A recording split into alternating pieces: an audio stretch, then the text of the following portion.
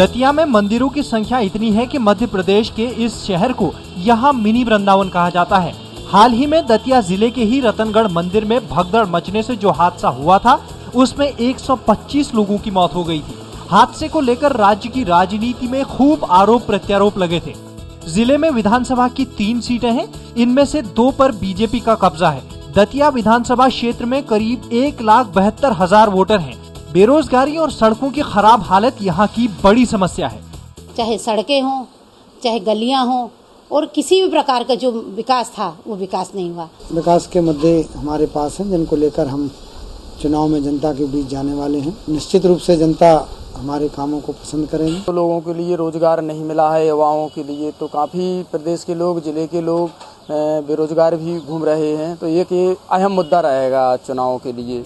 दतिया से अभी नरोत्तम मिश्रा बीजेपी के विधायक हैं। 25 नवंबर को यहाँ वोटिंग है और 8 दिसंबर को आप नतीजे सबसे तेज सिर्फ एबीपी न्यूज पर देख सकते हैं।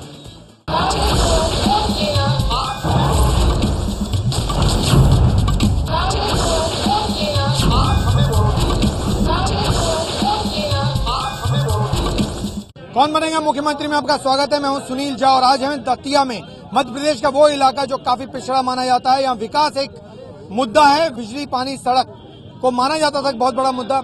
थोड़ी स्थिति पानी की बेहतर हुई है, जो लोगों ने बताया उसके मुताबिक पानी की स्थिति बेहतर है, लेकिन बिजली और सड़क एक मुद्दा है। ये इस इलाके को कहा जाता है कि दतिया मंदिरों की नगरी है। 50 से ज्यादा झील भी है यहाँ पर। जिस जगह हम खड़े हैं वो बंगलामुखी मंदिर है, बंगलामुखी देवी का मंदिर है।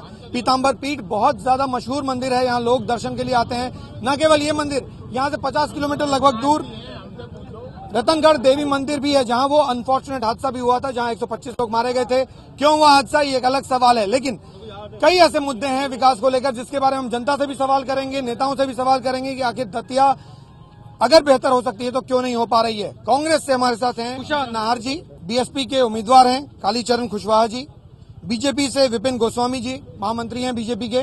इनसे हम बात करेंगे, लेकिन सबसे पहले आम जनता से बात करेंगे कि आम जनता को क्या मुद्दा लगता है यहाँ पर। जी सर, ये बात सही है कि विकास तो यहाँ पे हुआ है, लेकिन जनता के दिल या जनता की आत्मा को नहीं जीता गया है। इससे कह करके, और फिर रतनगढ़ हादसे की है, इससे पहले भी तो हादसा हुआ है। वो सब प्रशासन की चूक थी, मात्र प्रशासन की चूक, उसमें शासन बिल्कुल जिम्मेदार नहीं था। चलिए, यहाँ पर माहौल काफी गर्म है। जाहिर है 125 लोग मारे जाएं तो हालात खराब होते हैं, ये एक स्वाभाविक बात है। लेकिन आपसे पूछते हैं, आपके पास भी आएंगे, हम आपके पास भी आएंगे और जरूर सवाल पूछेंगे। हमने कह दिया आपसे तो जरूर पूछेंगे। आपसे सवाल ये कि जो हुआ दतिया में, रतनगढ़ में, क्या वो महज हादसा था या जो स्थितियां बनी उसे कारण हुआ? मैंने बताया वो पुलिस प्रशासन की पूरी चूक थी। क्योंकि इसका जीता जागता उदाहरण मैं आपको बता दूं कि कलेक्टर बिना छुट्टी के नागपुर जा रहे थे। रास्ते में से जब उन्हें पता चला तब वहां से ये लौटे थे। एसपी अपने बंगले पर सो रहे थे, क्योंकि ये हादसा सवेरे 8 साढ़े 8 के बीच हुआ था। एसपी अपने घर पर सो रहे थे यहाँ जब ये आचार संहिता लग चुकी है, ये पूरा प्रशासन आचार संहिता में था। अगर मंत्री और प्रशासन की बात है, अगर प्रभारी मंत्री ताकत आचार संहिता नहीं लगी होती, ये हमारे आदरणीय नरोत्तम मुद्दा है। आचार संहिता के कारण सरकार बहुत सारी चीजें नहीं कर पाई। देखिएगा सर, जहाँ तक आचार संहिता का सवाल है तो 2006 में भी ऐसी घटना घट चुकी है। निश्चित ही जिला प्रशासन की लापरवाही है। जहाँ तक सवाल 125 लोगों के मरने का है, कम से कम 500 लोग मरे हैं। मैं बहुजन समाजवादी पार्टी का विधायक है, आपको भी चिंता करनी चाहिए थी। 125 जाने गई, उसके बारे में आंसू बहाना चाहिए, राजनीति नहीं होनी चाहिए। आचार संहिता कोई मुद्दा नहीं है। प्रशासन कोई भी वहाँ पर उपस्थित नहीं था। वो 6 पुलिस वाले पर चोरोखुरा से लेकर रतनगढ़ बंदर के बीच में थे। सवाल ये भी है कि कई नेता यहाँ आए, राहुल गांधी आए, दिग्विजय सिंह आए, शिवराज सिंह चौहान खुद आए, ज्योतिरादित्य सिंधिया आए, लेकिन दतिया की जो हालत हमने देखी है बहुत ऐसी नहीं है जिसको आगे हम बाहर से खुश हो जाएं। कांग्रेस के विधायक रहे सब है, कोई विकास नहीं हुआ। अभी 4 साल में दतिया में पानी की समस्या हुई जो 50 साल से थी, 4 साल में खत्म हुई।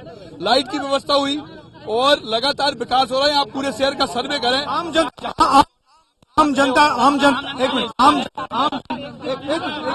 रहा हूँ खड़े हो ना आप, जहाँ खड़े हो, अगर ये विधायक जो नहीं गाते ना तो आप यहाँ खड़े भी नहीं हो पाते। जो सब हमारे विधायक का दिया हुआ जगह है उन्हें बनाइए ना, आप यहाँ खड़े भी नहीं हो पाते। हम लोगों ने सर 100 की बात मैं एक करता हूँ, जब से हम सर 100 की बात मैं एक करता हूँ, 100 की बात मैं एक करता हूँ। जब से मैं पैदा हुआ हूँ आज तक इतना विकास नहीं देखा है जो इस पर कांग्रेस ने इतने दिन विधायक रहे, इन्होंने कुछ भी काम नहीं किया। चलिए एक चीज सामने आती है, बीजेपी की स्थिति मजबूत है, लेकिन सवाल ये नहीं है 10 साल से आप शासन कर रहे हैं, तो अगर हालात सड़क की ये रहेगी, इलाके में गंदगी होगी, तो लोग जनता सवाल पूछेगी।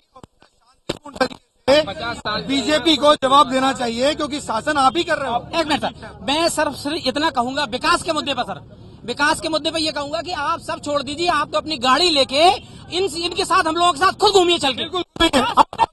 बोलेगा विकास बोल रहा है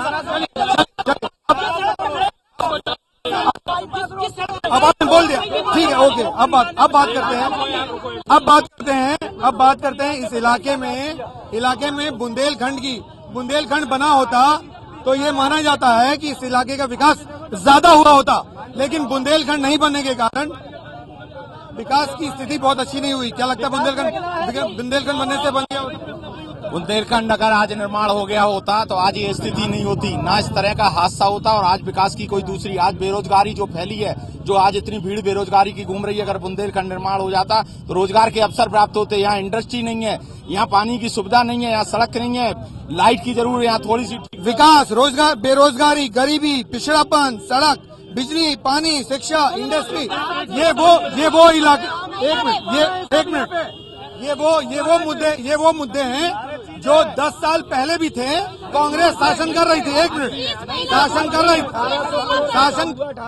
समस्या ये है कि कांग्रेस के लोग बीजेपी की बात नहीं सुनना चाहते, बीजेपी की बात कांग्रेस वाले नहीं सुनना चाहते।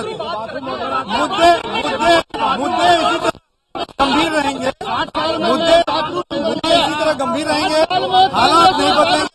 लेकिन हम आपको ये बता दें, अगर आपको हालात बदलने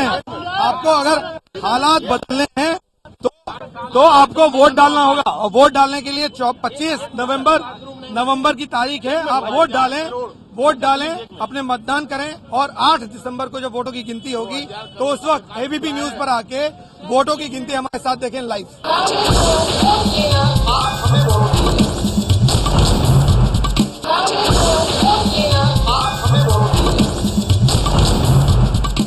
पूरे राजस्थान की सड़कें देखिए, अशोक गहलोत ने राजस्थान को गर्त में डाल दिया। ऐसा लगता है कि झालावाड़ जिले को राजस्थान सरकार के एजेंडे से ही बाहर कर दिया। ना तो कांग्रेस कुछ कर रही है, ना बीजेपी कुछ कर रही है।